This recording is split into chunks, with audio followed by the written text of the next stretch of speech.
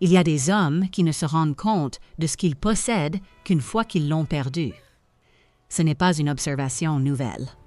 C'est même l'une des plus anciennes tan concertum un certain type d'homme. Mais son ancienneté ne la rend pas moins vraie, ni ne diminue la spécificité et la réalité de l'expérience vécue par la femme qui en fait l'objet. Se faire mener en bateau est une expérience particulière. Ce n'est pas l'expérience d'un refus. Le non est clair. On peut réagir au non. Le non a une forme avec laquelle on peut agir. Être mené en bateau, c'est vivre dans un entre-deux permanent, sans jamais entendre ni non ni oui. C'est vivre dans un quasi-permanente. C'est recevoir juste assez pour rester. Un mot rassurant. Un week-end qui vous donnera un avant-goût de ce que serait une vraie relation, une conversation sur l'avenir qui ne se concrétisera jamais. Et jamais assez pour construire quelque chose de solide. Cela nécessite une énergie énorme. L'énergie de quelqu'un qui a décidé que si elle est suffisamment patiente, suffisamment compréhensive, suffisamment disposée à attendre le bon moment, alors ce moment viendra. Le moment n'arrive pas. Car pour certains hommes, le presque est l'arrangement, non pas une condition temporaire en vue d'un objectif, l'arrangement lui-même. Aminata était dans cette situation depuis 6 ans. 6 ans de presque, 6 années à comprendre qu'il y avait une raison à ce retard, que cette raison allait se résoudre et que la prochaine étape pourrait commencer. 6 années passées avec un homme qui avait besoin d'elle entièrement et qui ne s'est jamais engagé envers elle.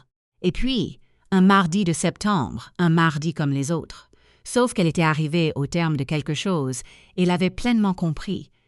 Elle était partie. Elle n'avait pas fait d'esclandre. Elle ne lui avait pas donné d'ultimatum. Elle avait tout simplement, compris que la situation était ce qu'elle était et elle avait choisi de ne plus y participer. Elle était partie. Et ce qui s'était passé ensuite n'était pas ce qu'elle avait craint, lorsqu'elle s'était toujours empêchée de partir auparavant. Ce qui s'est passé ensuite n'était pas anodin. Ce fut l'effondrement de tout ce qu'elle avait maintenu en place pendant 6 ans. Parce que certaines personnes ne se rendent compte de ce qu'elles possèdent qu'une fois qu'elles l'ont perdu.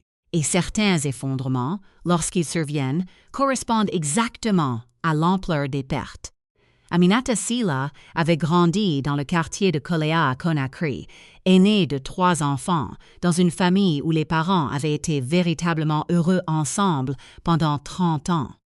C'était pertinent. Elle avait grandi en observant un mariage qui fonctionnait, non pas parce qu'il était sans difficulté, mais parce que les 2 personnes s'étaient choisies en toute conscience et avaient maintenu ce choix au fil des décennies grâce à une pratique quotidienne précise que sa mère appelait être présent et son père tenir parole. Elle avait grandi en sachant à quoi ressemblait la vraie chose. Elle avait passé 6 ans à accepter quelque chose qui n'était pas la réalité. Elle avait fait des études de communication. Elle avait travaillé pendant 4 ans dans un média à Conakry avant de devenir consultante, aidant les organisations dans leur communication publique, le développement de leur marque et plus particulièrement dans l'art de traduire l'essence même d'une personne ou d'une organisation dans un langage compréhensible par tous. Elle était douée pour ça. Elle comprenait comment les gens se présentaient. Elle comprenait le décalage entre ce qui était joué et ce qui était réel. Elle a su exploiter ce décalage avec professionnalisme. Elle n'ignorait pas l'ironie de la situation, elle qui avait elle-même passé 6 ans dans cette période. Elle l'avait compris. Elle n'avait tout simplement pas su quoi faire de cet accord jusqu'en septembre. Ibrahima Kourouma avait 35 ans lorsqu'elle l'a rencontré. Elle avait 28 ans. Il était architecte. Il avait son propre petit cabinet fondé 3 ans auparavant qui commençait à prendre son essor, fruit d'une réelle compétence. Il était talentueux. Elle l'avait immédiatement perçu, non seulement à travers son portfolio, mais aussi dans sa façon de parler de son travail, dans la précision et l'originalité de sa réflexion sur l'espace, la structure et le lien entre les bâtiments et les vies qui les traversaient. Il était aussi, et c'était ce qui l'avait le plus séduite, un homme qui semblait comprendre ce qu'il ressentait. non pas un acteur de ses émotions, mais quelqu'un dont la vie intérieure transparaissait avec une sincérité rare et précieuse à ses yeux. Il l'avait poursuivi. Durant les premiers mois, il s'était comporté exactement comme ses qualités apparentes le laissaient présager. Présent, attentif, avec cette attention particulière de quelqu'un qui a trouvé ce qu'il cherchait et qui s'en réjouit sincèrement. Au bout de 8 mois, elle avait compris qu'elle était amoureuse de lui. Au bout d'1 an, elle s'attendait à passer à l'étape suivante. L'étape suivante n'est pas venue. Le premier retard était dû à l'entreprise. Le cabinet traversait une période critique. Il devait se concentrer. Il devait consolider ses bases avant de pouvoir se consacrer à quoi que ce soit d'autre. C'était compréhensible. Elle l'avait compris. Elle avait activement soutenu le cabinet, mettant à profit ses compétences en communication pour développer son image de marque, son site web et la présentation publique de son activité. Elle avait contribué au cabinet comme le fait un associé. Elle avait accepté la relation de quelqu'un qui n'était pas encore prêt à s'engager. Elle avait fait preuve de patience. Le deuxième facteur de retard était sa mère. Sa mère, une femme nommée Mama Kadiatu, avait des opinions bien arrêtées sur la personne que son fils devait épouser. Elle rêvait d'une famille. Elle avait des relations en tête. Elle avait une idée précise du milieu, des circonstances et du positionnement social idéal qu'elle avait façonné pour son fils pendant des années à son insu. Ibrahima avait dit « Ma mère a besoin de temps pour nous comprendre. Donnez-lui du temps. » Aminata avait donné de son temps. Elle avait assisté aux réunions de famille, se montrant chaleureuse et respectueuse, avec cette présence particulière qui communique. Je suis là, j'ai l'intention de rester et je gagnerai l'acceptation de cette famille. Maman Kadiatu restait sceptique, non pas parce qu'Aminata avait tort, mais parce qu'Aminata n'était pas la personne que Maman Kadiatu avait en tête. Ibrahima avait contourné le problème en ne le résolvant pas. Il avait dit à Aminata, elle finira par changer d'avis. Elle n'était pas revenue. Il avait continué à dire à Aminata qu'elle le ferait. Le troisième retard était d'ordre financier. L'entreprise avait traversé une période difficile durant sa 4e année. Un projet qui n'avait pas rapporté autant qu'escompté. Un partenariat qui s'était mal terminé. Une période de tension financière qu'Ibrahima avait surmontée grâce au soutien concret d'Aminata. Elle l'avait aidé à élaborer des stratégies commerciales. Elle avait été sa partenaire de réflexion. Elle était restée ce qu'elle avait toujours été, celle qui l'aidait à exceller dans ce qu'il construisait. Il avait dit, quand l'entreprise sera de nouveau stable, quand les fondations seront solides. Elle avait attendu. L'entreprise s'était stabilisée. L'étape suivante n'avait pas encore commencé. La 5e année, quelque chose avait changé à Aminata. Pas de façon dramatique. Elle n'avait rien décidé de précis. Mais l'énergie patiente qu'elle avait investie dans cette situation commençait à lui paraître différente. Elle prenait davantage conscience de son attente. Elle réalisait qu'elle organisait sa vie autour d'un avenir toujours à un cheveu de devenir réalité. Elle avait dit cela à Ibrahima. Elle avait dit « J'ai été patiente, j'ai compris toutes les raisons. Mais j'ai besoin de savoir ce qui se passe réellement. Pas ce qui va se passer un jour, ce qui se passe réellement maintenant. » Il avait dit « Je t'aime, j'ai besoin de plus de temps. » Elle avait dit « Pourquoi faire ?» Il n'avait pas répondu clairement. Elle lui avait accordé plus de temps. La 5e année était passée. La 6e année avait commencé, le mardi de septembre. Elle s'était réveillée et la matinée avait été à la fois semblable à toutes les autres et complètement différente. Allongée dans son lit, elle avait ressenti tout le poids de 6 années, presque terminées. Elle n'avait pas pleuré. Elle n'avait pas ressenti de colère. Elle avait ressenti quelque chose de plus calme et, à sa manière, de plus complet que les 2 autres. Elle se sentait anéantie. Non pas qu'elle en ait fini avec lui au sens où elle ne l'aimait plus. L'amour était toujours là. Mais elle en avait fini avec cet arrangement. Fini de gérer sa propre patience. Fini de l'effort quotidien que représentait le maintien de l'espoir en un avenir qui, depuis 6 ans, se faisait attendre. Elle avait compris qu'elle n'allait pas quitter cette situation en attendant une attente d'une autre nature. Elle allait partir en partant. Elle avait décroché son téléphone. Elle avait appelé Ibrahima. Elle avait dit « Je dois te dire quelque chose ». Il avait dit « Je peux venir ». « Non », avait-elle dit. « Je veux le dire au téléphone. Je veux le dire clairement et je veux que vous l'entendiez sans que j'aie à gérer votre réaction. » Une pause. Elle avait dit « J'en ai assez d'attendre. Je ne suis pas en colère. Je ne te donne pas d'ultimatum. Je n'attendrai plus. Les choses ne se passent pas comme je le souhaitais. Je te souhaite le meilleur et je te laisse pas partir. » Il avait dit « Aminata, j'ai besoin que tu m'écoutes », avait-elle dit. « Je ne te demande rien. Je te dis quelque chose. J'en ai fini. » Elle avait mis fin à l'appel. Elle avait posé le téléphone face contre le lit. Elle était restée allongée, parfaitement immobile pendant longtemps. Puis elle s'était levée, avait préparé du thé et avait entrepris le travail concret de vivre sa vie sans l'organisation qu'il avait structurée pendant 6 ans. Ce qui était arrivé à Ibrahima après son départ n'était pas quelque chose qu'elle avait anticipé. Elle s'attendait à ce qu'il soit blessé, qu'il appelle, qu'il tente de renouer le contact. Elle s'y était préparée.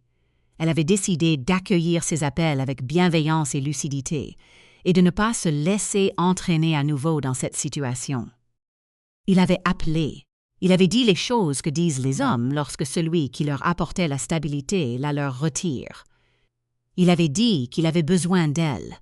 Il avait dit qu'il était prêt maintenant. Il avait dit d'un coup, avec l'urgence particulière de quelqu'un qui vient de comprendre ce que signifie partir, des choses qui n'avaient pas été dites depuis 6 ans. Elle avait accueilli ces appels avec chaleur et clarté. Elle ne s'était pas laissée entraîner en arrière. Et puis, grâce au réseau de personnes qui les connaissaient tous les deux, elle avait observé ce qui se passait dans sa vie sans elle. L'entreprise avait été la première chose à faire. Elle n'avait pas pleinement réalisé à quel point le fonctionnement du cabinet reposait sur sa contribution. Le travail de communication, sa marque, son site web, ses présentations aux clients, elle s'en était chargée. Non pas en tant que salariée, mais comme partenaire soucieuse de sa réussite. Sans elle, ces choses étaient tombées en ruine. Son site web n'avait pas été mis à jour. Sa présence sur les réseaux sociaux s'était faite plus discrète. 2 clients potentiels qu'il avait trouvés grâce au profil professionnel qu'elle avait créé pour lui n'avaient pas été correctement suivis. Elle le savait parce que l'un d'eux l'avait contacté, directement pour lui demander si elle pouvait recommander quelqu'un, et au cours de la conversation, il était devenu clair que le cabinet d'Ibrahima n'avait pas répondu à leur demande initiale. La marque qu'elle avait bâtie pour lui était toujours là, mais sans son entretien, elle ne se développait plus. Sa mère avait elle aussi commencé à voir différemment. Non pas parce qu'elle avait développé de l'affection pour Aminata. Mama Kaditu n'avait pas changé d'avis sur Aminata, mais parce que le rôle stabilisateur qu'Aminata avait joué dans la vie d'Ibrahima était désormais cruellement absent. Dans les mois qui suivirent le départ d'Aminata, Ibrahima était devenu le genre d'homme qui avait des capacités, mais qui n'avait plus la structure de soutien spécifique qui lui permettait de les exploiter au mieux. Il prenait des décisions sans consulter un partenaire de réflexion. Il se débrouillait sans personne qui comprenne à la fois son travail et ses points faibles. En résumé, il était moins efficace qu'il ne l'avait été depuis 6 ans. Maman Kadiatou l'avait remarqué. Elle n'avait pas dit à son fils « Tu aurais dû garder Aminata ». Elle avait dit quelque chose de plus cinglante. Elle avait dit « Qu'est-il arrivé à ton travail? Tu étais si organisé avant. » Il avait déclaré « La situation est difficile en ce moment ». Elle l'avait regardé. Elle n'avait rien ajouté. Mais son regard avait dit ce que les mots ne disaient pas. Aminata n'avait pas regardé cela avec satisfaction. Il est important d'être précis à ce sujet. Elle n'était pas partie pour le voir s'effondrer. Elle ne suivait pas cette situation avec l'attention particulière de quelqu'un qui voulait en voir les conséquences. Elle était partie parce qu'elle avait besoin de partir pour elle-même. Les informations concernant ce qui lui arrivait lui étaient parvenues par des relations communes. Elle ne les avait pas cherchés, elles leur étaient arrivées par hasard. Elle l'avait reçu avec le sentiment complexe et particulier de quelqu'un qui se souciait sincèrement d'une personne, qui la voyait souffrir, et qui savait aussi clairement que réintégrer cet arrangement n'était pas la solution. Elle n'avait pas pris contact. Elle avait fait le choix le plus difficile, laisser les choses se dérouler sans s'immiscer à nouveau dans l'histoire. Elle était en fait en train de ne faire autre chose. Pendant 6 ans, elle avait organisé sa vie professionnelle en fonction de leur relation, de son emploi du temps, de ses besoins, de l'évolution de sa carrière. Non pas parce qu'on le lui avait demandé, mais parce qu'elle croyait construire quelque chose avec lui et qu'elle y avait investi son énergie. Une fois l'investissement retiré, elle avait découvert quelque chose. Elle avait une énergie débordante, une énergie qui était auparavant consacrée à la construction d'un autre bâtiment. L'énergie désormais disponible. Elle avait commencé à l'utiliser. Elle avait créé son propre cabinet de conseil en communication. Pas un grand cabinet, elle n'avait pas prévu de bâtir quelque chose d'important immédiatement. Un petit cabinet spécialisé. Elle a eu 3 clients le premier mois. Des personnes qui connaissaient son travail grâce à ses années d'expérience dans le secteur et qui attendaient le bon moment pour travailler directement avec elle plutôt que par le biais des organisations dont elle avait fait partie. Elle avait correctement évalué son travail. C'était là le changement précis. Elle avait réalisé un excellent travail pendant des années, sans toujours le tarifer à sa juste valeur, car elle avait toujours été consciente d'autres contraintes. Désormais, elle fixait le prix de son travail à sa juste valeur. Les clients avaient payé, parce que son travail en valait la peine. Au bout de 4 mois, elle avait 7 clients. Au bout de 6 mois, elle avait déjà refusé 2 clients potentiels faute de disponibilité. À la fin de la première année, elle avait embauché une assistante. Cette pratique se développait selon la méthode spécifique employée par quelqu'un qui a cessé de diluer ses capacités dans 2 objectifs et les concentre désormais sur un seul. Elle faisait le travail qu'elle savait faire, pour elle-même, au juste prix, en construisant quelque chose qui portait son nom. Elle était heureuse, d'une manière qu'elle ne s'attendait pas à ressentir aussi rapidement. Non pas le bonheur d'avoir résolu une situation douloureuse, mais celui de découvrir que la vie qu'il ne vivait pas pleinement l'attendait, qu'il cesse d'attendre et se mette enfin en marche. Ibrahima était venu la voir. Il ne s'agissait pas de lui proposer un autre rendez-vous. Elle avait été suffisamment claire pour qu'il comprenne que la porte n'était pas ouverte. Il était venu parce qu'il était arrivé à un point de sa propre situation où il ressentait le besoin de dire quelque chose qu'il n'avait pas encore exprimé. Elle avait accepté de le rencontrer. Ils étaient assis à la terrasse d'un café du quartier de Kaloum. Il l'avait regardé. Il avait dit « Je sais ce que j'ai fait, ce que je n'ai pas fait. Je le sais. » Elle l'avait regardé. « Dis-moi, » avait-elle dit, non pas pour le blesser, mais parce qu'elle voulait savoir s'il le savait vraiment. Il le lui avait dit. Il l'avait dit clairement. Les retards, les raisons, la manière précise dont chaque retard avait été à la fois réel et un choix, la manière dont il avait laissé la situation perdurer, parce qu'elle était confortable, parce qu'il avait peur et parce que changer quelque chose qui fonctionnait impliquait une confrontation avec lui-même qu'il avait évité. Il avait dit « J'avais peur qu'en m'engageant, je perde quelque chose que je possédais. Je ne comprenais pas que ce que j'avais, c'était l'engagement, que sans lui, je n'avais rien à perdre. » Elle avait tout écouté. Lorsqu'il eut terminé, elle dit « Merci ». Il l'avait regardé. « Pour comprendre ce qui s'est passé, » avait-elle dit. « C'est important. Est-ce que ça change? » « Non, » avait-elle dit, doucement, clairement. « Cela ne change rien, mais il est important que tu comprennes, pour toi, pour tout ce qui t'attend. » Il avait hoché la tête. Ils avaient fini leur café. Il était parti. Elle était restée assise encore un moment. Elle avait envisagé 6 ans. À propos de ce qu'elle avait donné, de ce qu'elle avait construit et de ce qu'elle était en train de construire. À propos du relief spécifique d'une porte qui se ferme complètement. Puis elle était retournée au travail. Elle avait 36 ans. Son cabinet de conseil comptait 12 clients. Elle avait 2 collaborateurs. Elle avait emménagé dans un appartement qu'elle avait choisi elle-même, dans le quartier de Ratoma, un endroit qu'elle avait toujours aimé, avec un balcon donnant sur la mer. Elle l'avait meublé à son goût. Tout y était placé avec soin. Elle n'avait pas eu de relation amoureuse depuis Ibrahima. Non pas par peur, mais grâce à la lucidité de quelqu'un qui avait passé 6 ans dans une situation inadaptée, puis 3 ans à construire quelque chose de concret et qui n'était pas pressé de compliquer ce qui fonctionnait. Elle saurait quand la bonne chose arriverait. Jusque-là, elle avait son travail, ses clients, ses parents qui venaient dîner le dimanche, ses amis qui avaient suivi ces 6 années et qui, chacun à leur manière, avaient été heureux de voir la suite. Sa mère lui avait dit quelque chose, 2 ans après son départ. Elles avaient cuisiné ensemble. Le rituel du dimanche, toutes les deux dans la cuisine d'Aminata, que sa mère disait être la cuisine la plus pratique dans laquelle elle ait jamais travaillé. Sa mère avait dit « Tu as eu peur de partir pendant longtemps ?» « Oui », avait répondu Aminata.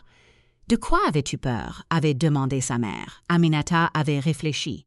« Ce que j'avais valait mieux que rien », avait-elle dit. Partir signifierait tout perdre. Cette situation, aussi mauvaise fût-elle, était ce qui me retenait. Sa mère était restée silencieuse. « Et quand êtes-vous parti ?» avait-elle demandé. « Quand je suis partie », avait dit Aminata, « j'ai découvert que ce n'était pas elle qui me retenait, mais moi qui la retenais. » Sa mère l'avait regardée. « Oui, avait-elle dit, c'est généralement comme ça que ça se passe. » Elle était retournée à la cuisine. Le soleil du dimanche entrait par la fenêtre de la cuisine qui donnait sur la mer. Et Aminata s'était tenue dans sa cuisine avec sa mère et avait ressenti la chaleur particulière et totale d'une vie qui, enfin, était correctement organisée.